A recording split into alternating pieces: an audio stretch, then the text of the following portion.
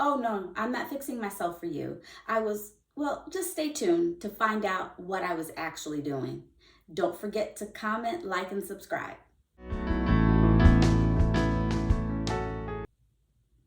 In a few short weeks, I will be married 28 years.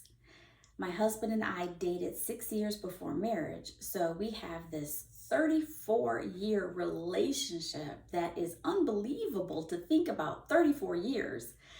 I know that's older than some of you have been born, and for some of you, you're probably thinking, you're just kids. But I can share this. In that 34 years, every time I see him, my heart still sings. And I still have a desire after 34 years to look my best. Let me tell you what I mean by that. Now, of course, I'm not like in the movies where you see the woman jump out of bed and fix her hair and then get back in bed so that her husband awakes to someone who's really not her. I'm who I am in the morning. My hair is tousled.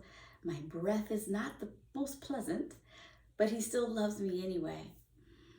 But what I'm referring to is when we have been apart from each other for hours. He goes to work or I go to work, or it's on the weekend and he has things with the kids, I have things with the kids.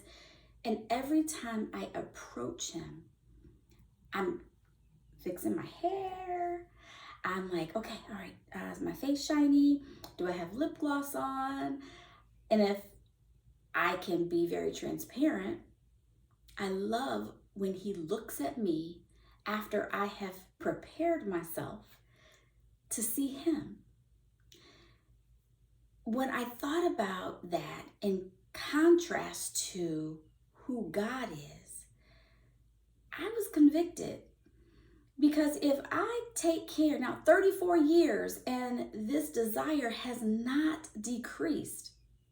If I have a desire to fix my appearance before a man, if I have a desire to look good because I love his gaze at me, a man, then what am I doing when I am approaching a holy God? Am I paying attention to my appearance? And I'm not just talking about my physical appearance when I'm going to God in prayer, when I'm going to God in studying. I'm talking about my true appearance, my heart and my mind. What is the appearance of my heart and mind saying to a holy God? Now, I usually give you a Bible passage every week, but today I am going to give you a book of the Bible. The book of Leviticus, I have talked about so much over the past few years as God had me steeped deep in studying his word in Leviticus. And as I have come out and I'm in new books, God keeps drawing me back to the rich beauty of that book. The whole essence of the book is he is holy. God is holy. So we are to be holy because he is holy. God gives a prescription in Leviticus as to how to approach him. Through the sacrifices we understand even in chapter 10 of Leviticus with Nadab and Abihu that they approached God with strange fire, and God said, no, no, no. I'm a holy God. You cannot just come to me any kind of way. And so God gives prescriptum after prescription as to how we as people are to approach him. And it got me thinking, how do I approach God? Now, like I said, I love my husband's gaze on me when he sees me.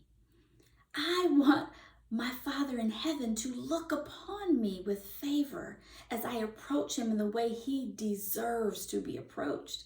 And I have to be honest, I don't always approach him the way he deserves to be approached.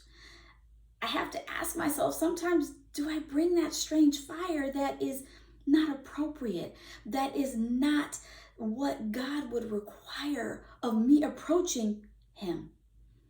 Because when I do come to him in a manner that is not akin to who his character is, what am I saying about him? What am I saying about my view of a holy God? Not too holy, is it? So again, For me, I have to clear the cobwebs out of my mind and remove the distractions. I can tell you this, when I am in prayer, I will start off, Lord, you are so amazing and you are grand and you are holy. And what am I going to have for dinner tonight? Oh, Lord, you have separated us from things that could harm us. I wonder if I did remember to turn the water off earlier. Oh, yes, Lord. Seriously, that's me. And I don't know if that's you or not, but sometimes in my prayer life, I struggle with my mind focusing on just a holy God. And so, what I recognized to help me with that, and I just realized this, to help me with that, I have to approach Him first in awe. And I've talked about that before with those mountains that I saw in Colorado and how I was just in awe. I have to set my mind first in awe. And then once I'm awed, then I can begin to have a conversation with Him. And believe it or not, for me, the distractions begin to fall away because I'm so captivated by being in His presence. Now, I'm not saying it's foolproof 100% of the time, but I do know since I started doing that, my prayer life has been richer and fuller. Also, how is your heart approaching God? Are you angry with God for taking a loved one away? Or do you have bitterness because you have anxiety about things in your personal life? Confess those things to Him and revere Him as holy. Get dressed. Get dressed in your mind to be prepared to approach a holy God. Get dressed in your heart that you're laying aside those things because you are giving them to Him to handle and not yourself. Get dressed for Him. Get ready for Him, because I promise you, just how excited my heart flutters when I see my husband and I see his gaze after I have prepared my hair or prepared my lip gloss or just wiped the shine off or just dusted off my clothes. After 34 years, that hasn't waned. Believe what I say when I tell you, you can have that same thing approaching a holy God.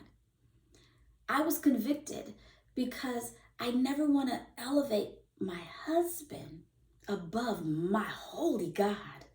And so I had to recalibrate and then recognize that the same things I do are minute in this human relationship have to be expounded in this heavenly relationship. And so now I am fixing myself, fixing my mind, fixing my heart, coming to a holy God in reverence. And I can't wait to see His gaze back at me. Until next time.